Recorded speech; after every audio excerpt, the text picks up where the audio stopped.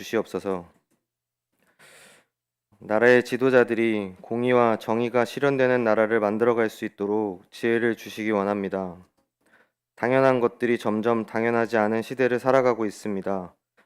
마땅히 받아야 할 임금을 받게 해주시고 누려야 할 복지를 누리게 해주시고 땀 흘려 일한 것들에 대한 보상이 온전히 돌아갈 수 있도록 해주세요. 그리고 무엇보다도 가장 중요한 인간의 생명을 소중히 여기는 이 나라가 되게 해주세요. 죽음을 쉽게 여기며 잊어버리지 않고 이 일들을 계기로 다시는 우리의 소중한 가족들이 슬픔을 겪지 않도록 도와주세요. 더 나은 세상을 만들어가는 일에 지도자들만 쓰임받는 것이 아니라 교회와 성도들도 쓰임받고 있다는 것을 항상 기억합니다. 성령의 충만함과 말씀의 은혜를 받고도 저 문 밖에서는 기도와 사랑 대신 비난과 비판을 쏟아냅니다. 하나님을 하나님답게 해야 하는 중요한 순간에는 우리가 더 우리다워지려고 애쓰고 아주 작은 사소한 일들 앞에서는 원칙주의자가 됩니다. 이 공간 안에서보다 저 문 밖에서 더욱 성도답게 늘 감사함으로 살아가기를 기도합니다. 모두가 함께 노력함으로 우리의 일상이 지극히 평범할지라도 행복한 하루가 되길 간절히 소망합니다. 또한 교회에 섬길 자들이 세워지고 모이기를 원합니다. 예배와 공동체를 위해 헌신하는 자들을 축복하여 주세요. 그리고 다음 세대가 신앙에 있어서 정말 중요한 시기를 보내고 있습니다. 어쩌면 이들에게는 교회가 학교나 학원처럼 지루하게 느껴질 수 있는 장소이지만 대단한 결단이나 변화보다도 교회 안에서 잘 보고 잘 들을 수 있는 마음을 주세요. 그래서 어느 선택의 기로에 봉착했을 때 교회에서 보고 들은 것이 아이들의 생각과 선택의 기준이 되길 기도합니다. 하나님, 우리는 다시 일상으로 돌아가 주어진 것들을 감당하며 하루하루 살아갑니다. 말씀으로 한 주를 살아갈 힘과 은혜를 부어주세요. 말씀을 전해주실 김병년 목사님과 함께하여 주셔서 말씀을 통해 같은 은혜를 우리들도 누리게 해주시고 성령의 충만한 임재가 항상 목사님께 있기를 기도합니다. 26년도 다드림교회가 한 소망 안에서 부르심을 받았음을 기억하고 하나님께 영광 돌리는 공동체가 될 수 있도록 주님 인도하여 주세요. 감사드리며 예수 그리스도의 이름으로 기도드렸습니다. 표회를 삼았습니다. 지난 한 3년 동안 저희 교회가 삼았던 표제를 이렇게 한번 떠올려 보면 우리 24년도에는 사랑하라 사람을 그리스도처럼, 사랑하라보다 그리스도처럼이 더 어렵지 않습니까, 여러분? 그런 주제를 가지고 한 해를 보냈고요. 또 작년은 믿으라 복음의 능력을, 우리는 함께 복음이 정말 사람을 바꾸는 것이라는 것을 또 함께 지난해에 말씀을 나누었습니다. 올해는 소망하라 교회를. 혹시 여러분 소망하라 교회를 그러면 교회에 대해서 무슨 소망을 할까요? 사람들에게 교회에 대해서 무엇을 기대합니까? 라고 물으면 다들 사도행전에 있던 초대교회가 좋습니다. 그래서요, 초대교회. 수없이 여러분 교회에 대한 질문만 해보면 사도행전의 초대교회가 거의 다 나오거든요. 그래서 어떤 교회를 소망합니까? 그러면 다 사도행전의 초대교회 같은 교회를 원한다고 해요. 제가 아는 한 사도행전에 나오는 초대교회는 아주 편하게 다니는 교회는 아니었습니다. 그 공동체에 속하는 순간 그 사회로부터 버림을 받거나 아주 눈총을 받거나 왕따를 당하게 되죠. 그걸 박해라고 합니다. 교회 안에서 이렇게 신년의 기도 제목을 받아보면 전부 다 인간이 걷는 생로병사, 그러니까 이건 믿지 않아도 누구나 다 겪게 되는 생로병사로 인하여서 나오는 기도 제목들이 아주 많습니다. 인생을 걸어가면서 우리는 생로병사로 인하여서 여러 어려움을 다 만나죠. 그런데 초대교회는 이런 생로병사로 인한 고민과 갈등, 어려움이 아니라 그들이 믿는 바, 내용이 그들의 삶의 어려움을 불러왔다는 것이에요. 믿는 바로 인하여 자발적으로 어떻게 보면 어려움을 선택하는 것이 초대교회의 모습이라는 거죠. 작년 10월 권사, 장로, 안수 집사님들을 이렇게 선거를 통하여 뽑고 임직식하게 되었습니다. 근데 권사님 한 분이 이런 고백을 하셨어요. 이 교회 처음 왔을 때 이 교회는 내가 필요가 없겠구나. 젊은 성도들이 이렇게 많은데 라고 생각하시면서 이 교회를 추천을 받았지만 다니지 않으려고 하셨다는 것이에요. 그런데 몇 주를 다니다 보니까 이 교회가 나를 필요로 하는구나. 이 교회에 기도할 사람이 별로 없어 보였답니다. 참 여러분, 그래서 머물게 되었고 기도하면서 권사님이 되셨는데 어느 날부터 보니까 늘 오전에 오셔서 기도 소리가 들리는데 권사님이 되신 그분이셨어요. 여러분, 자신의 눈으로 보면 이 교회는 자신이 필요 없는 존재일 수 있습니다. 자신의 시각으로 보면.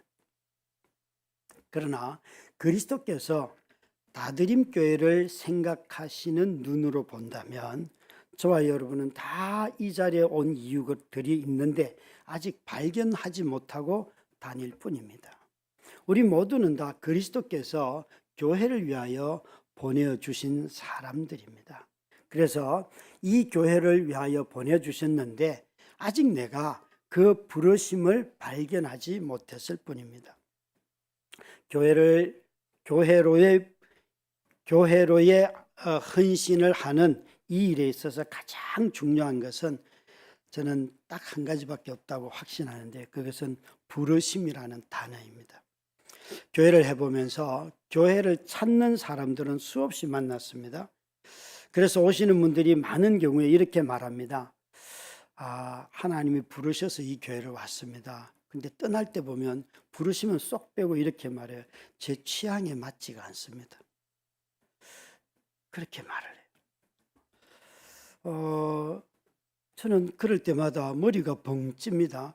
올 때는 분명히 부르심으로 왔다 그랬는데 그건 자기의 취향이 아닌데 하나님이 분명히 보내신 건데 그래서 그리스도의 몸 교회를 세우고 교회와 연합하는 데 있어서 직접적이고 아주 필수적인 유일한 조건 하나를 저보고 되라고 한다면 저는 그거는 돈도 아니고 사람들도 아니고 부르심이라고 하는 이 단어입니다.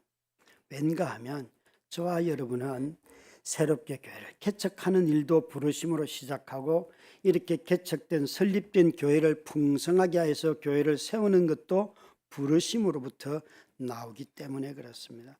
부르심이 없이는 하나님이 우리를 불러주지 아니하시면 저와 여러분은 거듭날 수가 없습니다. 새 생명을 얻지 못합니다. 그런데 태어났어도 그리스도의 몸에 속하는 이 일 또한 사도 바울은 부르심이라고 말하고 있습니다. 이 에베소서 4장 1절에 그래서 바울 사도는 이것을 이렇게 표현하지요. 그러므로 주 안에서 갇힌 내가 너희를 권하노니 여기에 4장 1절에 말씀하시는 부르심은 거듭난다, 영생을 얻었다 하는 뜻이 아닙니다. 부르심을 받은 일에 합당하게 행하라 하였기 때문에 부르심으로 거듭난 성도가 마땅히 추구해야 할 행동이 있다는 것이에요. 사도 바울은 이 부르심을 받은 일, 이것을 무엇이라고 말할까요? 놀랍게도 이 부르심은 소망과 관련이 있는데 오늘 4절 말씀에 다시 한번 보시면 이렇게 시작을 하죠. 몸이 하나요 성령도 한 분이시니 이와 같이 너희가 부르심의 한 소망 안에서 부르심을 받았느니라. 이 부르심과 소망이 함께 나오고 있습니다. 부르심의 한 소망 안에서 부르심을 받았느니라. 부르심이 두 번 나오는데요. 이 앞에 부르심은 분명히 주님께서 우리의 거듭나게 하고 만유를 통일시키는 거대한 꿈이에요. 그 소망으로 안에서 다시 부르심을 받았다. 이 부르심이 무엇일까 하는 것이에요. 여러분, 우리 모두는 다 부르심을 받아서 거듭나면 주님이 우리에게 소망이라고 하는 것을 주시는데 그 첫 번째 가장 중요한 에베소서에서 끊임없이 바울이 이야기하려고 하는 것은 하나됨이라는 소망이에요. 그것은 몸인 교회와 연합하여서 하나가 되는 것입니다. 이 일을 조금 전에 9절에 보니까 성령께서 한 분이시니 성령은 끊임없이 거듭난 성도들을 교회와 하나 되도록 만드는 이 일을 계속해서 하시는 분이 성령님이십니다. 그래서 우리에게 부르심의 한 소망, 그것은 하나됨을 낳고 이 하나됨 또한 부르심으로 응답할 때만 우리가 한 몸이 된다는 거죠. 여러분, 부르심은 한 가지 소망을 품게 합니다. 이 한 가지 소망, 그것이 하나됨입니다. 교회 개척의 시기에 부르심을 받았던 많은 사람들이 있습니다. 대부분 교회를 개척한 후 3년, 4년, 5년 안에 떠났고 제일 늦게 떠나신 분은 우리 유영식 장로님이고 지금까지 남아있는 분은 김영경 장로님이에요. 그러니까 함께 개척했던 멤버들은 떠났습니다. 그리고 떠나는 가장 큰 이유는 사실은 여러분 뭐 싸워서도 아니고 문제보다는 직장과 이사 때문에 인하여서 제일 많이 떠났습니다. 직장과 이사. 이게 굉장히 많이 떠나게 하는 이유였고 개척하고 첫 해에 2005년도에 15가정으로 10명의 청년으로 시작할 때 그 해에만 5가정이 전부 다 해외로 갔습니다. 그래서 제가 어느 날 기도하면서 하나님 교회를 하자는 거요 말자는 거요 붙여주셔도 시원찮을 판에 다 떠나면 어쩌라고요. 근데 해외로 떠났다가 돌아온 가정이 하나도 없습니다. 여러분. 그곳에 정착을 했거나 돌아와도 또 사정이 변해가지고 다른 데로 가고 정말 여러분 너무너무 어렵습니다. 그런데 이렇게 직장과 이사로 인하여서 떠날 때는 사실 어느 성도도 아쉽기는 해도 상처받지 않습니다. 그건 당연하게 여깁니다. 그런데 이런 경우에도 상처받는 존재가 있으니 그는 목회자라. 이게 굉장히 두려워요. 그래서 누가 이렇게 신년이 되거나 연말이 되면 조마조마해 또 인사로 온다 그러면 그때가 제일 무서워요. 또 무슨 말을 그렇게 되더라고요. 그런데 이 두려움을 목회자가 갖는 두려움을 극복하게 해준 단어가 부르심이에요. 나중에 보니까 하나님이 여기서의 소임을 다하고 떠나도록 하시더라고요. 그래서 누군가 떠나려고 할 때에 저 사람이 와서 머문 동안 무엇인가가 남겨진 게 있고 또 관계 맺은 게 있고 떠났어도 여전히 관계를 맺어가는 성도들을 보면서 이건 나의 한계이고 내가 보는 관점이지 참 성도들은 자신의 부르심을 쫓아서 잘 살아가는구나 하는 것을 깨닫게 되고 그 다음부터는 떠난다는 이야기만 하면 제발 인사하고 아름답게 떠나자. 비굴하게 좀 떠나지 말아다오. 그렇게 부탁했고 정말 환영하면서 파송을 했던 것입니다.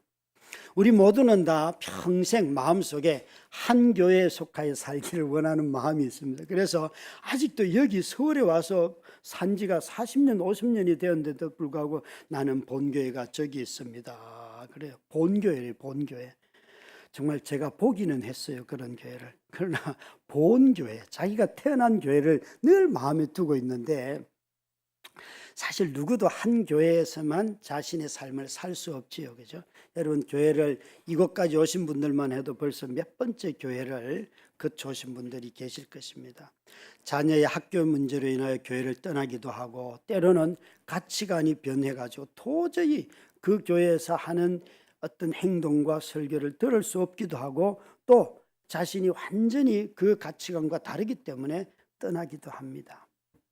심지어 어떤 경우는 삶의 어려움을 만나서 사별을 해도 남는 사람이 있는가 하면 사별을 하면은 그 너무 익숙한 사람들이 많아서 나는 정말 이 교회 다니기 싫습니다. 어렵습니다 하고 떠나기도 합니다. 이런 떠남의 방식들을 굳이 부르심이라는 말을 하지 아니하여도 우리는 충분히 극복해 왔습니다. 그런데 부르심이라고 해도 정말 어려움을 주는 것들이 있습니다. 갈등하고 특별히 자신의 취향 때문에 떠나는 경우가 그렇게 만들더라고요. 그때 자신의 취향을 가지고 부르심과 연결시킬 때 저는 저건 욕심이다 이렇게 생각을 하게 되었습니다. 교회를 세우라는 부르심의 소망은 같았지만 그 부르심을 이루는 수단의 차이가 갈등을 낳을 때가 있습니다. 이데올로기적인 설교를 좋아하면 그런 설교를 하지 않는다고 떠나기도 하고요. 찬양이나 기도의 성량이 달라서 떠나기도 하고요. 또 비전의 차이 때문에 떠나기도 합니다. 그럴 때마다 항상 붙이는 단어가 부르심이 달라서라고 말했어요. 제가 왜 이것을 욕심이라고 말하는가 하면 성경은 나의 비전과 나의 성향과 내가 추구하는 어떤 꿈보다도 먼저 된 가치가 있기 때문에 그것보다 앞서는 가치가 있는데 그것이 바로 하나됨이라는 거예요. 이 하나됨은 나의 비전과 성향과 취향이 다 달라도 정말 그리스도의 사역으로 말미암아 여기 있는 모든 사람들이 얼마나 귀한 존재인지 그것을 깨달을 때만 하나 되는 것이에요.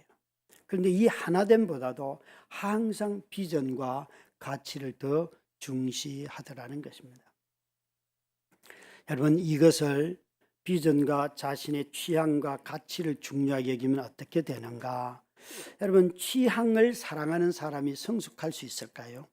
자신이 좋아하는 것만 사랑하고 자신의 입에 맞는 것만 추구해 살면 정말 더 사랑하게 될까요?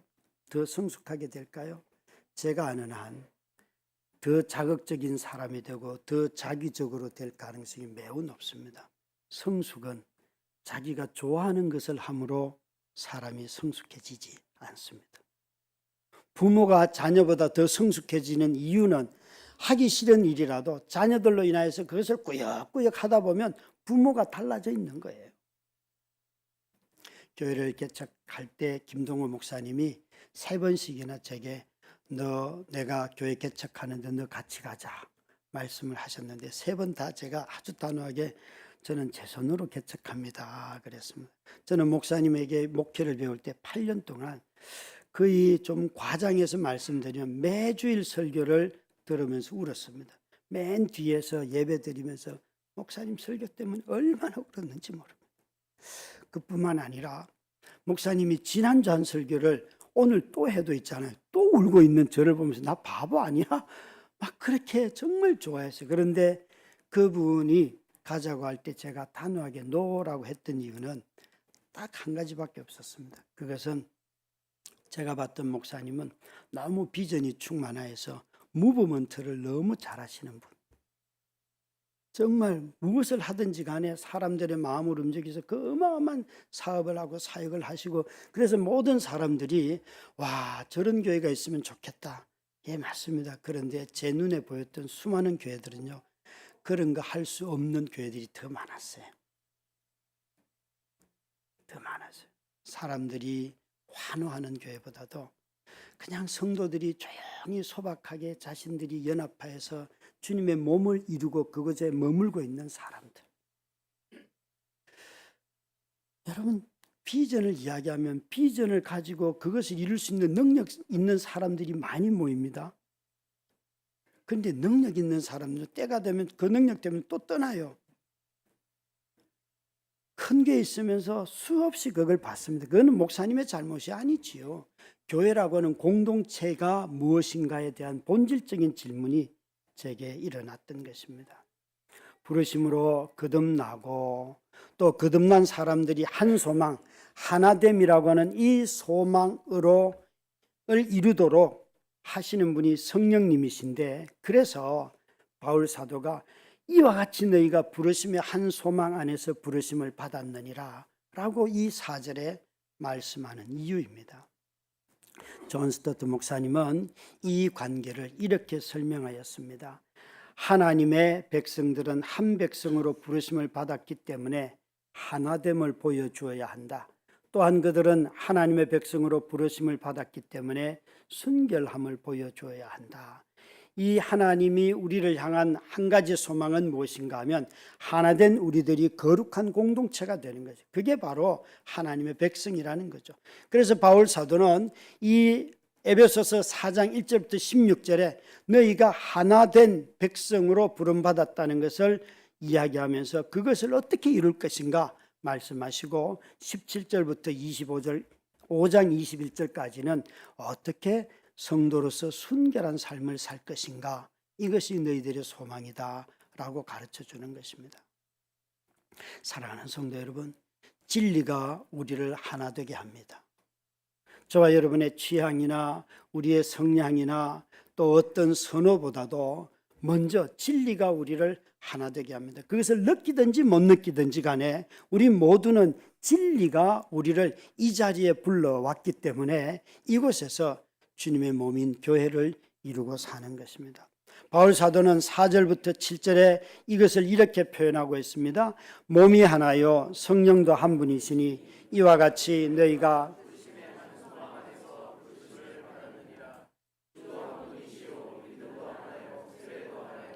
하나님도 한 분이시니 곧 만유의 아버지시라. 만유 위에 계시고 만유를 통일하시고 만유 가운데 계시도다. 우리 각 사람에게 그리스도의 선물의 분량대로 은혜를 주셨나니.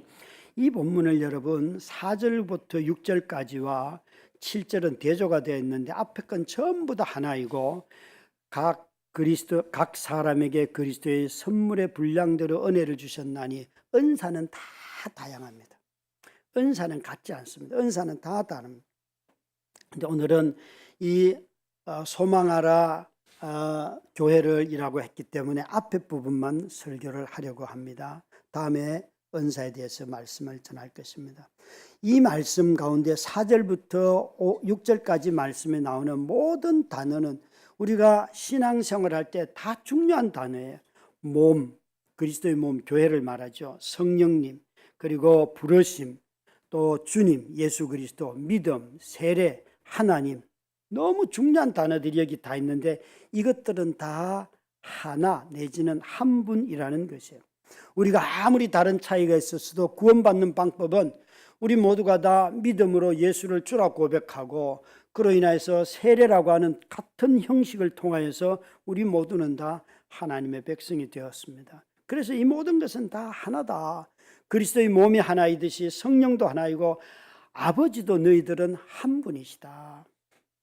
다 여러분 혈육의 아버지를 생각하니까 각자 아버지가 다르지만 우리에게 영생을 주신 하나님 아버지를 생각하면 저와 여러분은 다 그분의 자녀예요. 다 그분 안에서 살아가는 형제 자매들이에요. 형 누나 동생 아우들이에요. 근데 우리는 하나님을 아버지라고 수없이 이야기하면서도 옆에 있는 사람을 혈육보다도 더 진한 또 혈육보다도 더 영원한 존재로서 함께 살 분들이라는 사실을 잊어버리고 살 때가 너무 많습니다. 그래서 우리 모두는 한 분 하나님 안에서 같은 아버지를 부르면서 살아가는 존재들이라는 거죠. 그것이 우리를 하나 되게 하였어요.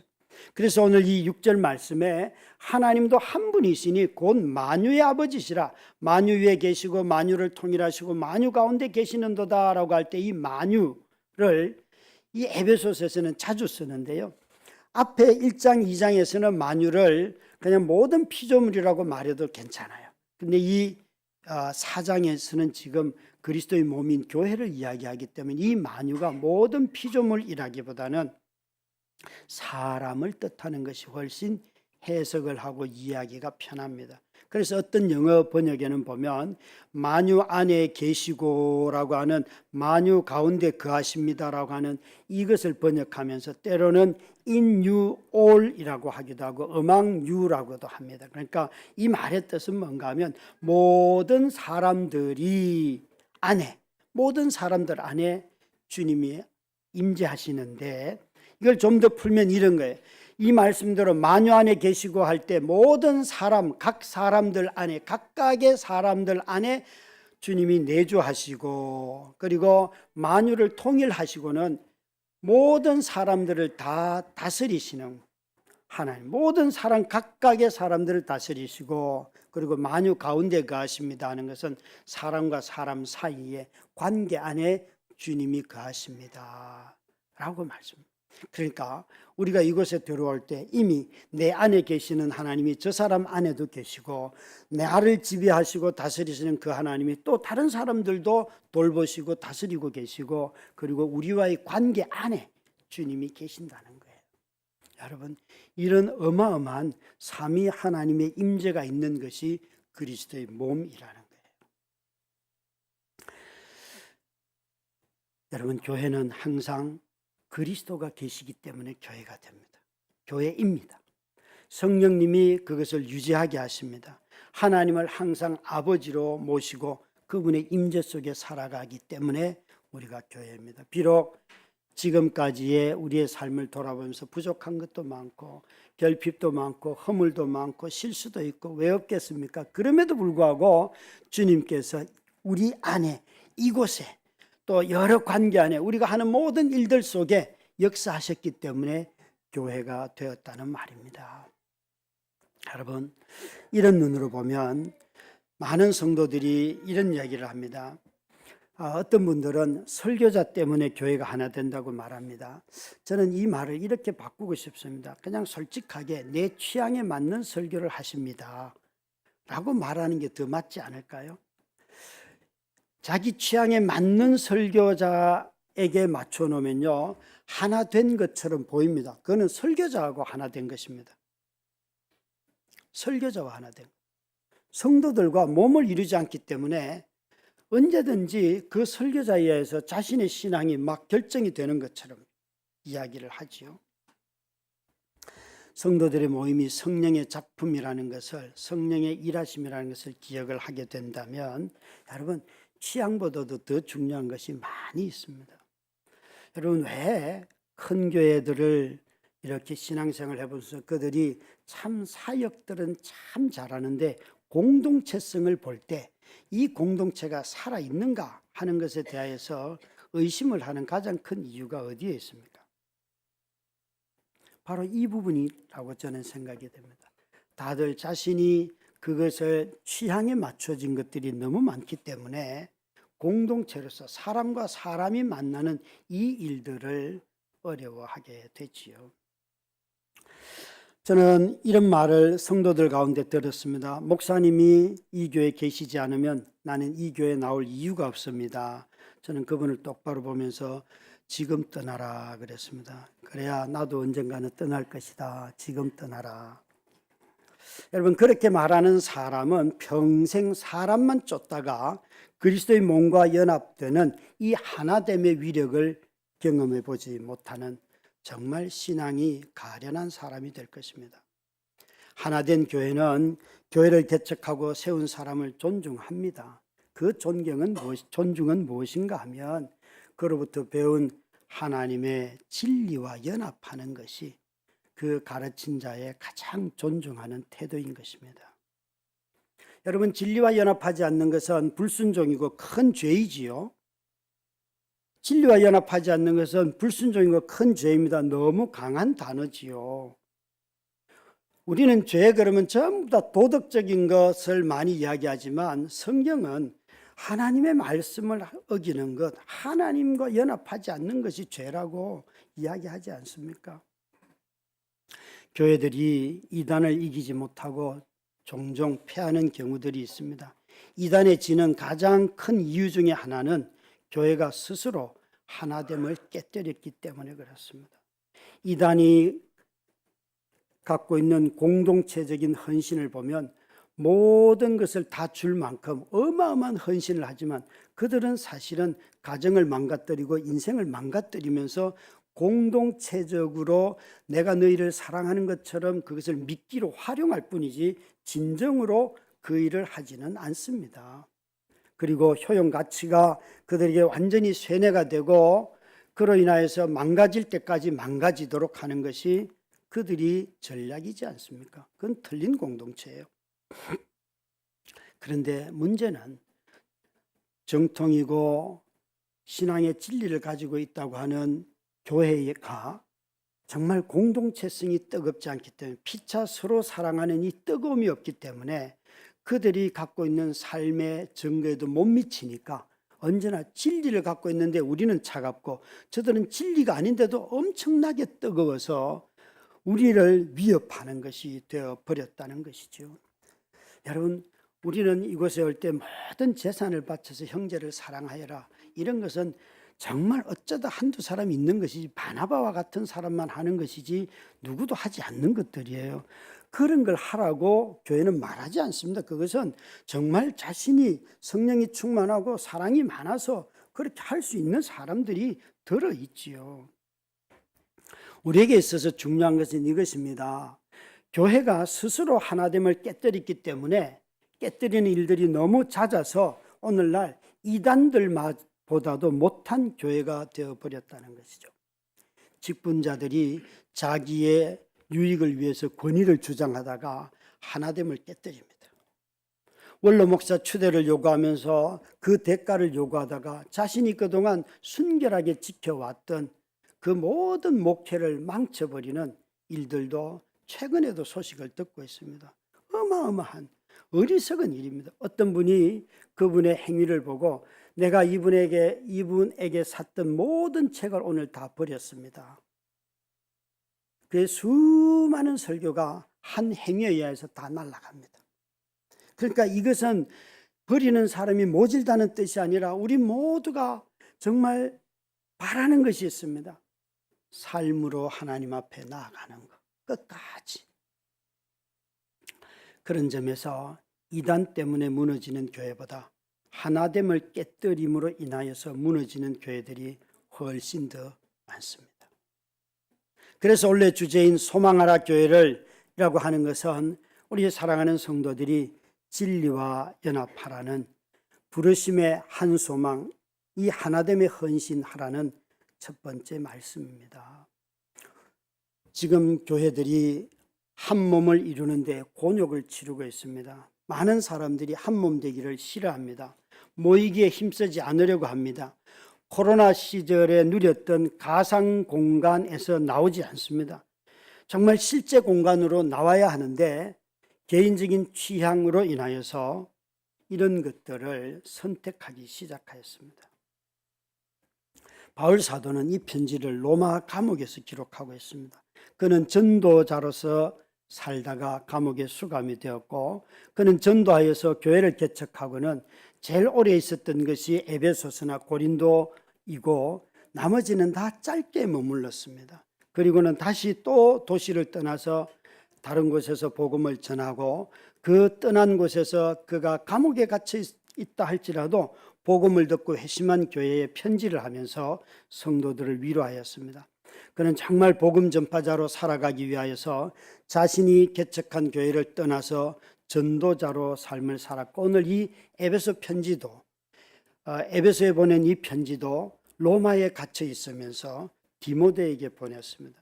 그래서 에베소서를 써서 인근의 지역에 보냈고 또 이 지역에서 사역하는 디모데에게 디모데 전후서를 써서 보내면서 네가 이렇게 사역해야 된다라고 말하였습니다.